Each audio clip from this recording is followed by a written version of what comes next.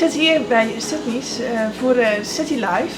Ik zit hier samen met medeoprichter Hans Tobbelaar. Hallo Hans. Goedemiddag. Wat is City Life nou precies? City Life is een deep tech house feestje wat we nu voor de 6e keer organiseren in Terneuzen. Waarvan 5 keer al compleet uitverkocht zijn. Terneuzen miste dit deel toch wel in de muziekkeuze van de cafés en de plaatselijke horeca. En zodoende had ik het met de eigenares van Sydney over, van, zullen we het eens een keer proberen. En ja, een tijdje op het plan gebroed zeg maar en samen met Kajan Xiao de allereerste keer City Life opgericht. Chris Karma die komt te openen, die komt uit Antwerpen. Die is bekend van Dirty Rabbit, Absinthe Bar en Josephine's. Oké.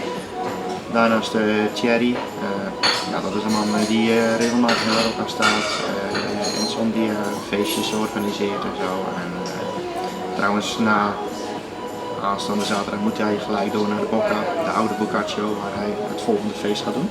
Zo. En als klap op de vuurpijl zeg maar, hebben we Stijn weten te bemachtigen om hier te komen draaien. Daar zijn we heel blij mee. Stijn, ja, dat is de man die heel vaak in La Rocca staat en in de Cream. Een van mijn favoriete DJ's trouwens. En ja, die komt hier ook draaien. Daarnaast ga ik zelf afsluiten, het laatste uurtje.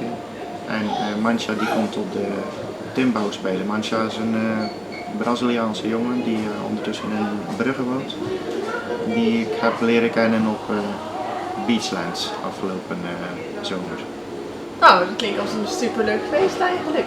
Absoluut. Voor de volgende editie kan je natuurlijk al de website in de gaten houden. citylifeterneuzen.nl en daar het volgende feest is 21 mei, dus we zullen zo snel mogelijk het online zetten wanneer we de kaarten beschikbaar hebben.